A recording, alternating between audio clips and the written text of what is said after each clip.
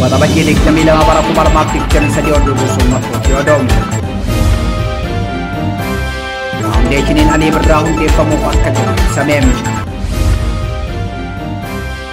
Koreen hawaasaa magaalaa Edmonton dhalattoonni Oromoo magaalattii OMN jechuumsa barbaachisu gochuuf qophiidha jedhan. Haleellaa humni finxaalessi fannoo guddinaalee Oromiyaa naannoo Amaaraatti waldaangeessuu irratti raawwatamaa jiru. Mootummaan naannoo Oromiyaa fi federaalaa qabsoo dhabuun hojii guddaa taasisiisaa jira. Godina Wallagga Bahaa aanaa Giraamotti hawaasni sababa haleellaa finxaalessii Amaaraatiin gandoota baadiyyaa irraa buqqaafaman rakkoo hawaasummaa cimaa keessa jiraachuu himan. Oromiyaa bakkoota adda addaatti humnoonni mootummaa hidhaatee ajjechaa namoota nagaa irratti xiyyeeffatu jabeessanii itti fufuun deeniman jiroom. Hawaasni Oromoo UK hiriira ajjechaa Oromoo irratti raawwatamu balaaleffatu qopheessaa jiraachuu koree qindeessituu hiriirichaa odeeffannoo OMN ergeen ibseem. Aangawaan poolisii Ruwaandaa duraanii Fileejiin Taayishee Maamdu Urgaasni Ruwaandaa keessaa harka qaba jedhameem Afrikaa kibbaatti to'atameem. Pirezidaantiin Ameerikaa pirezidaantii Chaayinaatiin abbaayatti jedheem. Kabajamtoota daawwattoota OMN kun hangafoota duutii guutuu oduu irraa qopheeffannoo isaanii dhiyaataam.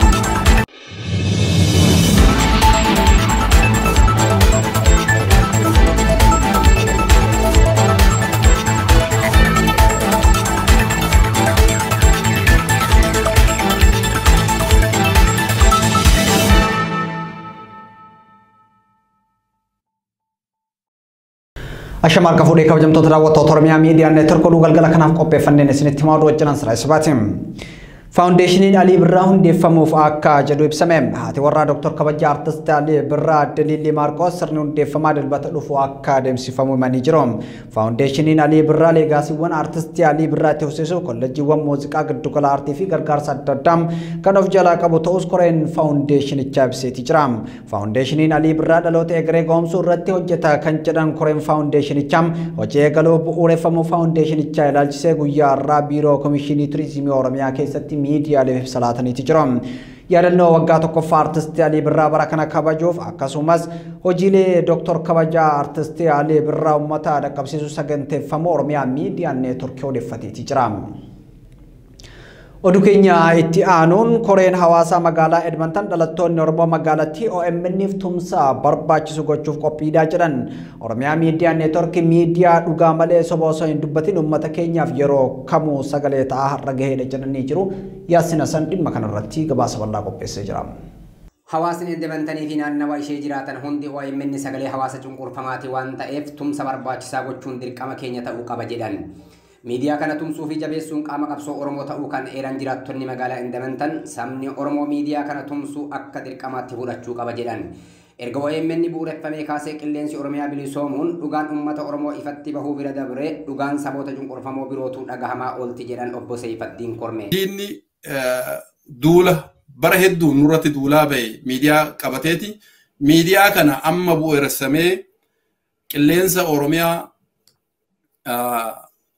bilisa godheetiin dubbachuu jalqaberraa jalqabee hammam akka tokko diina keenya ofirraa ittisuu akka dandeenye namuufuu ifaa jechuudha. Kanaaf uummanni keenya xiiqiidhaan dhugaa irratti wal gurmeessinee miidiyaa OMN cimsinee utumnee kunuunfachuun deeggarsa gochuu qabna jedhan. Obbo Shaggaa Araddoo ammoo bu'aan OMN uummata Oromoo fi saboota cunqurfamoo birootiif qabaachaa ture fira dhiisiidiin illee kan beekuudha jedhan. Hawaasni magaalaa Edmonton waan Oromoo fi Oromummaa irratti hojjetamu kamuu midhaaksee tumsee jajjabeessee gaggeessa waan ta'eef ammas deeggarsi OMN kan duraa caalaa tumsamuu qaba kan jedhan immoo obbo Zaakir Abbaa Maccaati.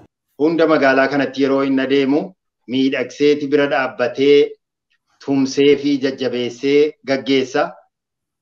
OMN garuu xiqqoo wanti adda godhu bu'uura isaarraa hawaasa keenya jalqabe jechuun ni danda'ama. Yeroo jalqaba tuuriin awwalaa godhamu waldaalee hawaasaa keessatti hirmaatanii waan kana jajjabeessanii organize godhan keessaa nuti tokko. Itti fufnee yeroo yeroodhaan waggaadhaan irra hedduu magaalaa kanatti yoo inni magaalaa biraatti illee qophaa'ee ollaa keenya achitti dhaquudhaan hirmaannaa gahaa. OMN miidiyaa dhugaa qabatee imaluun waadaa uummata isaa eegee waan ta'eef jabeessinee qabachuu qabna jedhan.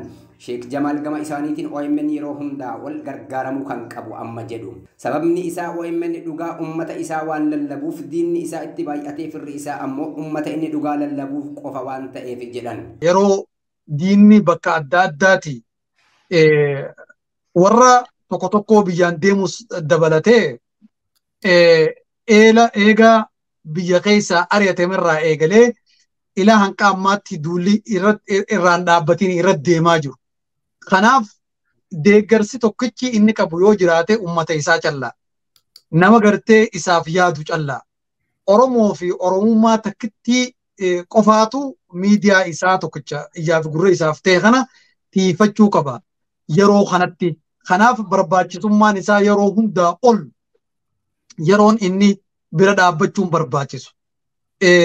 Beekaa takka tolchinee haa beeknu nam tokko waa jaaruun. Itti dabaluun Sheek Jamal diinni yeroo kamuu caalaa miidiyaa kana kuffisuuf alaa fi keessaan duulli deemaa ture salphaa miti. Kanaafuu waan ofii abbatu jabeeffata waan ta'eef abbaan OMN ammoo nuhi ummata kana jedhaniiru. Koreen deeggarsa OMN magaalaa Indamantan akka jedhanitti tumsi miidiyaa OMN'if godhamu qamu waggaa waggaan osoo hin taane ji'a ji'aan buusuu irratti hojjechuu qabna jedhaniiru. Biyyoota irra deemee godhu qofa osoo hin taane buusii ji'aa godhateetiin ummata karaa silaa barbaachisaa ta'een baatiidhaan ofirratti murteessee dirqama san fudhateeti uummanni kenna OMN deeggaruu qaba. Kun ammoo akka gaariitti ta'a jedheetiin abdii qaba. Akkuma reef jedhee irra deebi'eetiin kan ibsu waa hedduutu adda isa godha. Reef ibsee jira. Akkuma waliigalaatti shoorri OMN qabsoo Oromootiif godhe wal'aanaa waan ta'eef hawaasni kaaba alabartaa hundi hirmaatuun kan duraanii caalaa OMN tumsuu akka qaban koreen deeggarsaa cimsanii dhaamaniiru.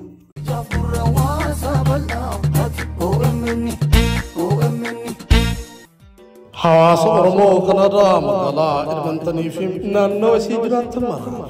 Hawaasni Oromoo biyya Kanadaa magaalaa Edmonton jiraatu koree qindeessituu deeggarsa uummataa OMN wajjin ta'uun waxabajjii 24 bara 2023 gaafa guyyaa sanbata duraa waaree boodam sa'aatii 2 irraa eegaluun hanga sa'aatii 9 sagantaa tumsa OMN fi marii hawaasaa qopheessuun isin affeeranii jiru.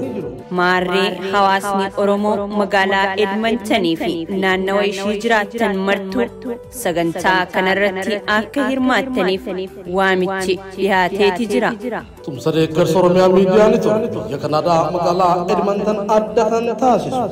Maatiin Oromiyaa miidiyaa neetwork baay'inaan irratti argamuuf qophii xumuruu isaaniiti.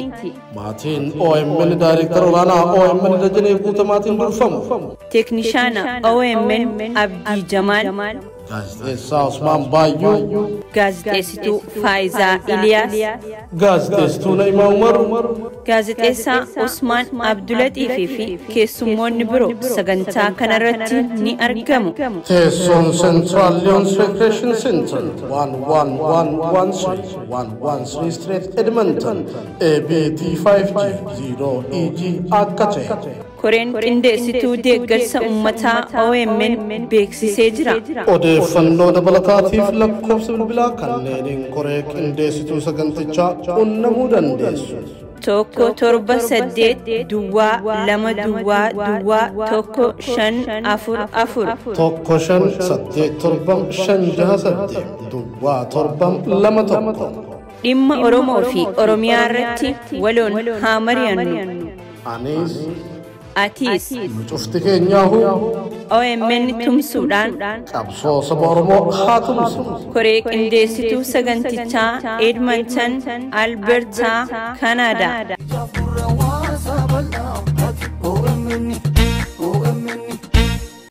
Haleellaa humni finxaalessi faannoo godinaalee Oromiyaa naannoo Amaaraatti waldaangeessuu irratti raawwataa jiru mootummaan naannoo Oromiyaa fi federaalaa dhaabsisuu dhabuun komii guddaa kaasisiisaa jira. Mootummaan naannoo Oromiyaa kan daangaa fi birmadummaa naannichaa eeguuf dirqama qabu ibsa finxaalessummaan biyya diiga jedhu malee wabii nageenyaa Oromiyaa ta'uuf yeroon inni tattaafatu hin mul'anne. Kaayyoon haleellaa fi weerara kanaa maali? Mootummaan maaliif callisee gabaasa bal'aa qopheessinee jira?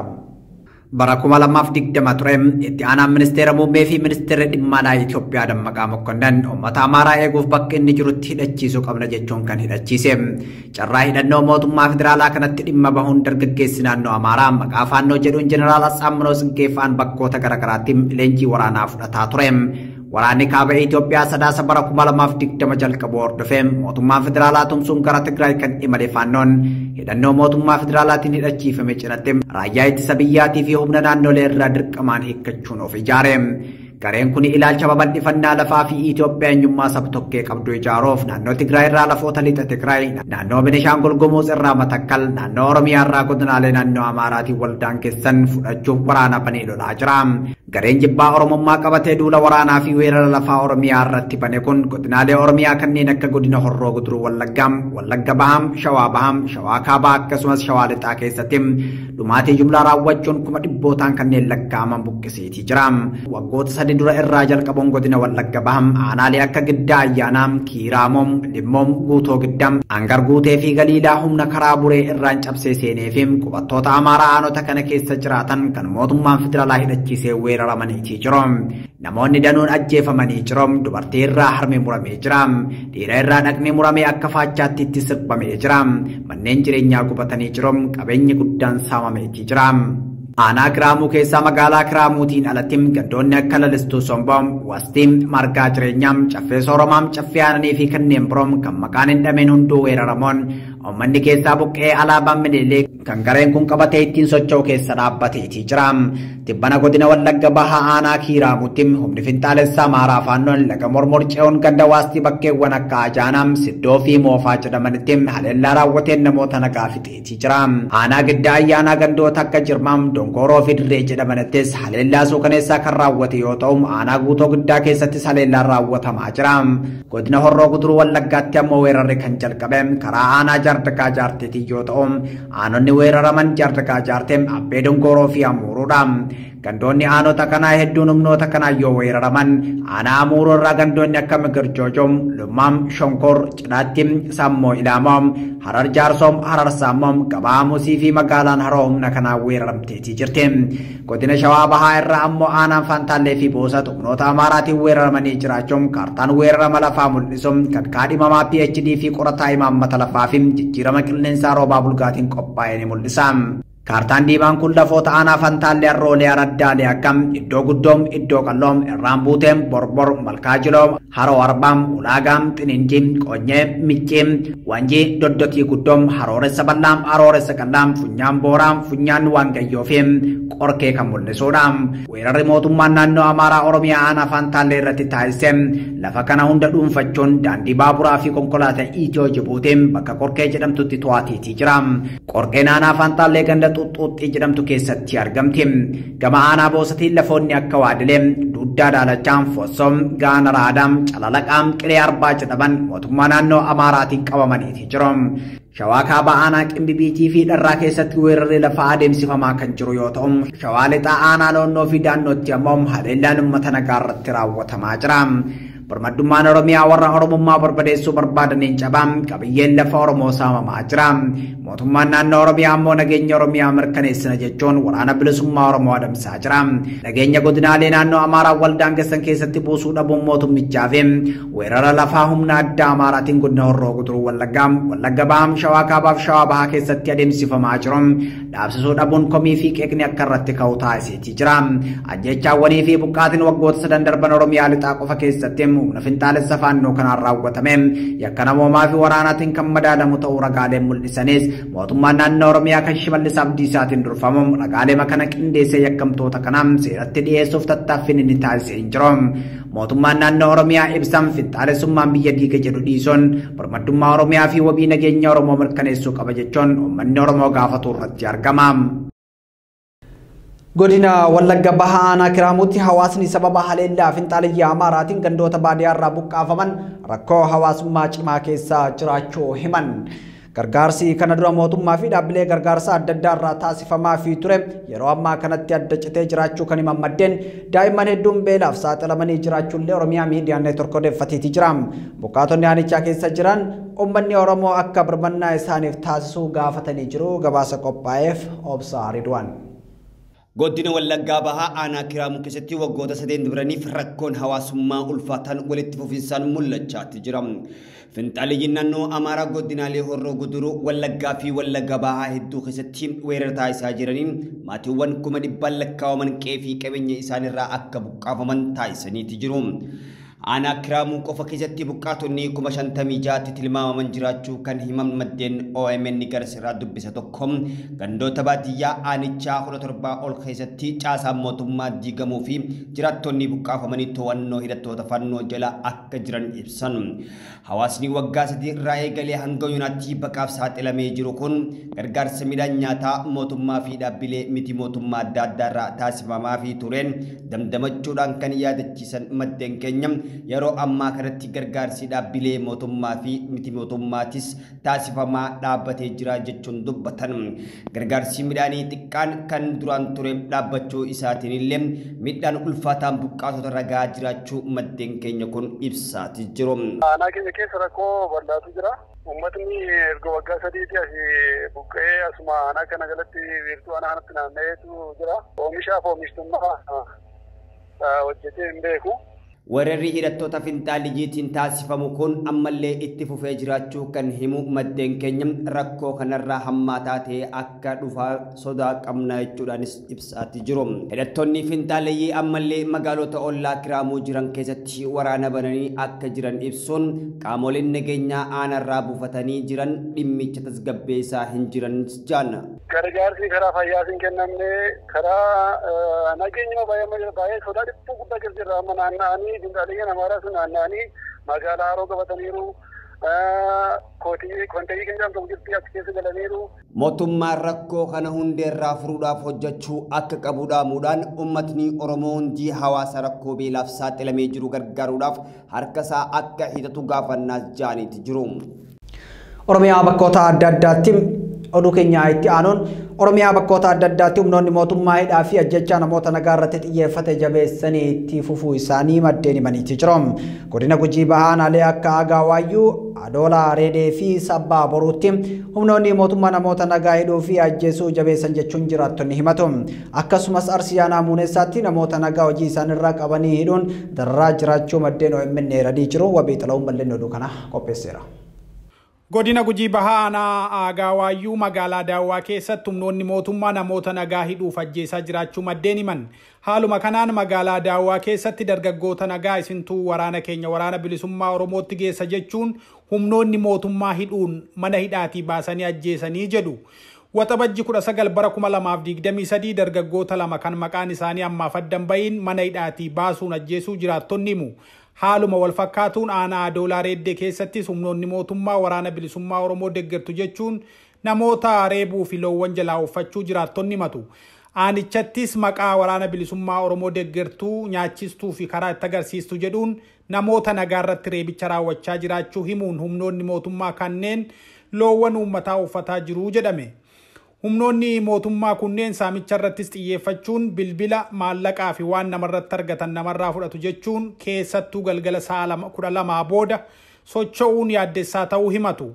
Aanaa Sabbaa Booruu ganda lollootuuttis waraanni mootummaa nama ajjeesuun sirna awwaalchaa isaarratti maaliif argamtan sababa jedhuun namoonni 4 hidhamuu maddeen OMN himanii jiru. Waxabajji 17 bara 2023 nama maatii 6 qabu obbo Alakaa Gammadaa erga ajjeesanii booda maaliif sirna awwaalcha isaarratti argamtan jechuun obbo Dooyyoo Gadaa dabalatee namoonni 4 waxabajji 19 bara 2023 humnoota mootummaan hidhamanii jiru. Oduma wal fakkaatuun Arsii aanaa Muunessaa ganda Odaa Leencaatti namoota nagaa weeruu isaanii keessaa qabuun harka duubatti hidhanii mana hidhaa magaalaa Qancareetti geessuun dararaa ulfaataa irratti raawwachaa jiraachuu maddeen OMN itti himan. Walbeekaa yookaan Fiqaadaa Fooggaloo Qogatee Roobaa Fooggaloo Kabbiitee Fooggaloo warra hidhaman keessaa yoo ta'u waxabajji 21 bara 2023 qabamuun hidhaman. Maatiin namoota kanaa nyaataaf uffata geessaniifis maatiin akka ittiin dhiyaannee fi nyaatas akka hin kennineef dhorkuun maatii namoota kanneenillee humnoonni mootummaa doorsisaa jiraachuu OMN odeeffateera. Afaan cunqurfamoota OMN dhokata ifa goota OMN. Hawaasa Oromoo Ameerikaa kutaa bulchiinsa Siyaatil jiraatan mara. Hawaasni Oromoo Ameerikaa kutaa bulchiinsa Seattle adoolessa 8 bara 2023 waaree booda sa'aatii 2 irraa jalqabuun sagantaa tumsa OMN fi marii hawaasaa qopheessanii isin eegaati jiru. Deeggarsa miidiyaa walabaa fi sagalee cunqurfamtoota OMN fi marii hawaasaa kana irratti uummanni Oromoo Ameerikaa kutaa bulchiinsa Seattle daandoo ishii jiraattan martuu affeeramtanii jirtu jedhu koreen qindeessituu sagantichaa. Keessummoonni sagantaa kana irratti argaman Daarektarii olaanaa OMN Dajanee Guutama, miseensa boordii OMN Dr. Ahmed Galchuu fi Sheek Adam Kabiraa yoo ta'an. Gaazexeessitoota gameeyyii OMN Asiyaa Muhammad, Tasfaayee Aminaa fi Mahadii Junaydii sagantaa tumsa miidiyaa walabaa fi marii uummataa kana irratti ni argamu. Teessoon teenya 3515 S Alaska Street, Seattle. Odeeffannoo dabalataatiif lakkoofsa bilbilaa kanaan koree qindeessituu sagantichaa dubbisuu dandeessu. OMN utubuun sabboonummaa Oromoo utubuudha. Koree qindeessituu sagantichaa Seattle USA. OMN Kaleessalle akarrattu ndoofte dhugaa qabde kanattu milkoofte miidiyaa haqa daandii kee kacaalu agarra kaayyoo kee furmaata finne si deeggarra har'a si deeggarra boruu si deeggarra yoomuu si deeggarra. Hawaasni Oromoo UK hiriira jecha Oromoo irratti raawwatamu balaaleffatu qopheessaa jiraachuu koreen qopheessituu hiriirichaa odeeffannoo OMN'if ergeen ibseeti jira. Akka koreen qindeessituu hiriirichaa jedhutti kaayyoon hiriira kana ajjecha Oromiyaa keessatti uummata Oromoo irratti raawwatu balaaleffachuu fi warra mirga uummata Oromoo kabachiisuuf qabsaa jiru jajjabeessuuf. Hiriirri kun adoolessa 1 bara 2023 UK magaalaa London keessatti kan adeemsifamu ta'uunis ibsameeti jira. Hawaasni Oromoo UK fi naannoo ishee jiraatu hiriira kana irratti argamuun sagalee uummata Oromoo akka ta'an koreen qindeessituu hiriirichaa waamichaa taasiseeti jira. Oduu maddeen alaarraa argannetti yoo ceenu aangawaan poolisii Rwaandaa duraanii fuula ejensii Kaayisheemaa duguggaa sanyii Rwaandaa keessaa harka qaba jedhamee Afrikaa kibbaatti to'atame. Kaayisheemaan baatii darbe keessa maqaa sobaatiin qonna wayinii magaalaa Keepitaawun ala jirutti to'annaa jala oole. Bara 2001 yeroo manni murtii akka addunyaa kan Rwaandaa duguggaa sanyii isa himaterraa kaasee baqachaa ture jedhameeti jira. Maanguddoon ganna 62 kun bara 1994 duguggaa sanyii warra Tutsi 800 fi warra Hutuun yaada madaalawaa qaban 2000 tilmaamaman bataskaanatti baqatanii turan akka ajjeefamaniif ajaja kennee jira jechuun himatame. Yeroo duguggaan sanyii raawwatame hirmaannaa akka hin qabne haaluun garuu ajjecha sanaaf dhiifama gaafateeti jira. Himannaan Kaayisheemaa eeggatu 54 akka ta'uu fi himanni isaa heddumminaan immigireeshinii waliin kan wal qabatu yoo ta'u abbaan alangaa biyyaalessaa Afrikaa kibbaa sababa kamiin akka inni qoola galtummaa gaafate waan ibsee hin qabu. Himatamaan kun Rwaandaattis dabarfamee akka kennamu eeggamaa jiraatus yeroon qorannoo dabalataa hanga hagayyaa 18tti dheereffamee jedha gabaasni VON Reutersin wabeeffachuun gabaase. Oduu keenya xumuraatiin pirezidaantiin Ameerikaa pirezidaantii Chaayinaatiin abbaa irree jedhan.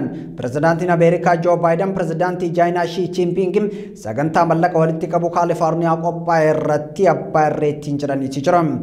Joo Baayiden ministeera dhimma alaa Ameerikaa Antoonii Bilinken Beejingitti shii waliin wal arguun biyyoota lamaan gidduu muddama jiru tasgabbeessuuf akka waltaan erga dubbatan booda dubbiin isaanii kun dhagahame.